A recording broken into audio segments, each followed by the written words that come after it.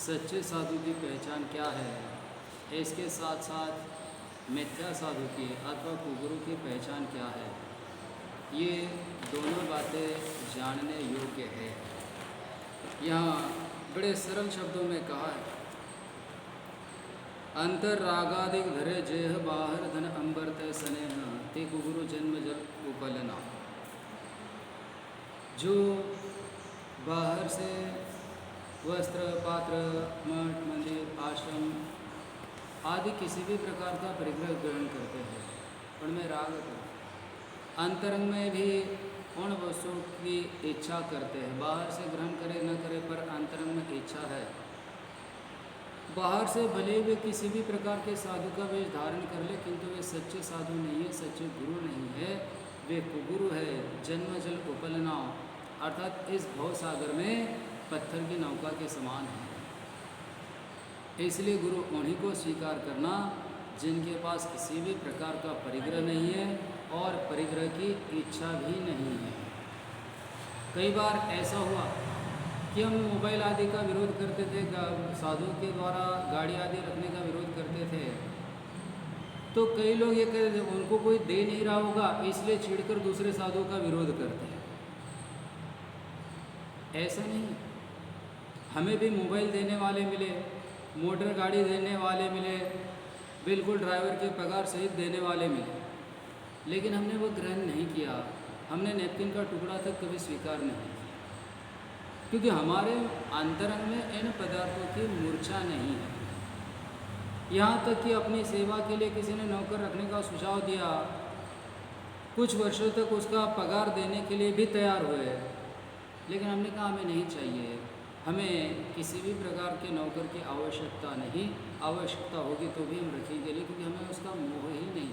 अंतरंग से जब राग छूट जाता है तो बाहर से पदार्थों का ग्रहण करने की प्रवृत्ति सहज ही नहीं होती। देखिए, जिनेंद्र भगवान समूह शरण में सोने के सिंहासन पर बैठते हैं, उसमें नाना प्रकार के महामूल्य रत्न जड़े हुए हैं, लेकिन सिंहासन को स्पर्श नहीं कर रहे हैं, अधर बैठे हैं, क्योंकि सिंहासन का भी राग नहीं है।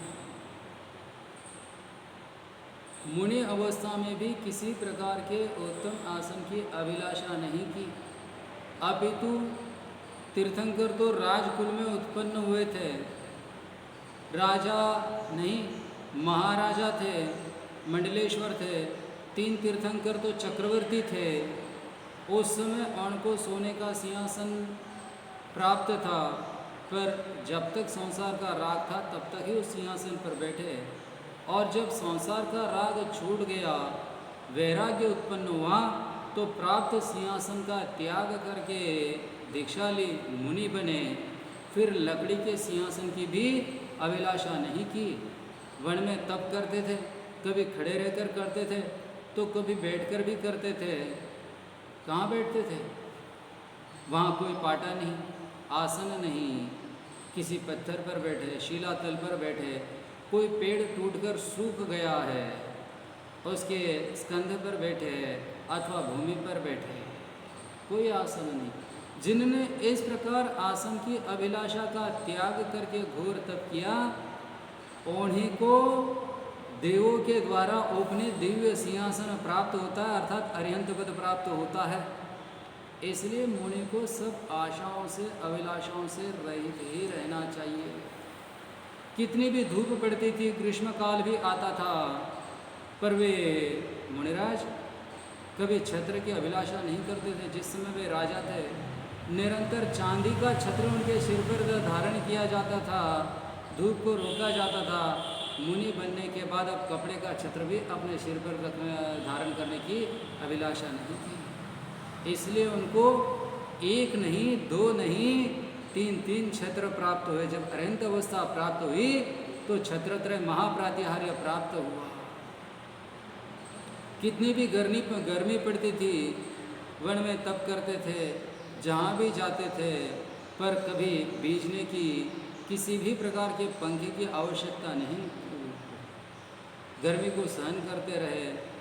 जब तक वे राजा थे तब तक निरंतर चमर ढुराए जाते थे, बीजना यानी हाथ से झलाने का पंखा घुमाया जाता था, पर जब मुनि बने और उसकी अभिलाषा नहीं की, गर्मी को समभाव से सहन करते रहे, तो उनको 64 चमर प्राप्त हुए, अरिहंत पद प्राप्त हुआ। देवों के द्वारा उन पर 64 चमर ढुराए जा रहे हैं। इस प्रकार आप किसी भी प्रातिहार्य का विचार कीजिए। महावीर चरित्र के लेखन में मैं इन सब बातों का वर्णन किया कि भगवान ने मुनि अवस्था में जो त्याग पालन किए हैं, मन में भी जिन वस्तुओं की अभिलाषा नहीं की है, उनसे भी शतगुणित, सहस्र गुणित अथवा लक्ष्य करोड़ गुणित उत्तम वस्तु उनको स्वयं में प्राप्त हुई। लेकिन प्राप्त होने के बाद भी उन्होंने उसमें मोह नहीं किया, वे वीतराग वीत मोह हो चुके हैं। वह तो केवल जगत में उनकी श्रेष्ठता दिखाने के लिए देवों ने समोसरण की रचना की है, अन्यथा केवल ज्ञान प्राप्त होने के बाद समोसरण जैसी दिव्य धर्म सभा की भी कोई अभिलाषा नहीं रहती है। वे वहाँ रहते हुए भी ऐसे रह रहे हैं जैसे जल के बीच कमल रहता है, दिन रात जल में है। यदि दूसरा कोई फूल जल में पड़ा रहे तो पानी के संसर्ग से सड़ जाएगा, क्योंकि वो पानी से स्पर्शित होता है। किंतु कमल का फूल पानी में रहता हुआ भी जल से स्पर्शित नहीं होता है, वो जल से अलिप्त रहता है, इसलिए चिरकाल तक पानी में रहने पर भी सड़ता नहीं है। वैसे भगवान देवों के द्वारा रचे हुए समोसरण रूपी दिव्य विभूति के मध्य है, लेकिन उसमें रहते हुए भी जल में रहने वाले कमल के समान वीतराग है, वीत मोह है, इसलिए उनको वैभव लुभाता नहीं है, वे भटकते नहीं हैं, वे कभी मुड़कर पीछे नहीं आते, वे निरंतर आगे आगे अथवा ऊपर ही ऊपर गमन करते हैं। जब तक आयु कर्म शेष है तब तक 13वें गुणस्थान में रहते हैं, और जब आयु कर्म की समाप्ति होने लगती है तो 14वें गुणस्थान में प्रवेश करते हैं, अयोग के लिए होते हैं, पुनः शेष चारों अघातीय कर्मों का क्षय करते हैं, संसार से मुक्त हो जाते हैं। उनको किसी भी वैभव की अभिलाषा भी संसार में रोकती नहीं है। हम लोग जो अनादि काल से संसार में परिभ्रमण कर रहे हैं, इसका कारण यही कि हम लोगों को सांसारिक वैभव की अभिलाषा रही, हम मोही रहे हैं। मोहवश इन जड़ पदार्थों के पीछे हम दौड़ते रहे और अपने आत्मवैभव से परांमुख रहे, इसलिए निरंतर जन्म मरण करते रहे। नरक गति, तिरंज गति, मनुष्य गति, देव गति, इन 4 गतियों में परिभ्रमण करते रहे, दुख भोगते रहे। दुख से यदि मुक्त होना है तो हमें जिनेंद्र भगवान का आदर्श ही अपने सामने रखना चाहिए। जिनेंद्र भगवान ने संसार की अवस्था में प्राप्त हुआ अपार वैभव जीर्ण तृण के छिलके के समान मानकर क्षण भर में त्याग दिया, अकिंचन मुनिपद धारण किया।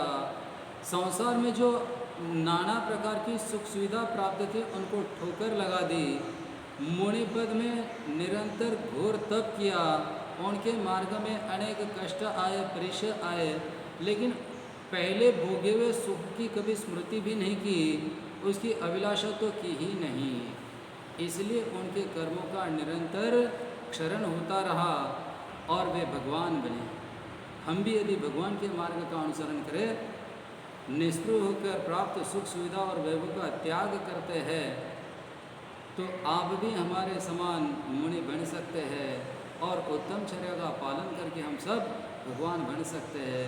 यह जैन धर्म भगवान बनने का मार्ग है, लेकिन उसके लिए पहले भगवान का भक्त बनना पड़ता है। इसलिए यदि मुनि नहीं बन सकते तो भगवान के भक्त बनो।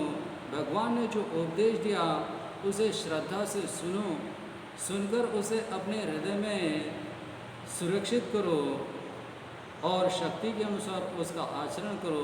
श्रावक धर्म का आचरण करने से भी जीव को बहुत कल्याण की प्राप्ति होती है। वह स्वर्ग में महर्दिक देव अथवा इंद्रपद को प्राप्त करता है। पुनः समोसरण में जाकर तीर्थंकरों की दिव्य ध्वनि सुनता है, फिर नरभव प्राप्त करके नाना प्रकार के संसार के सुख भोगता है।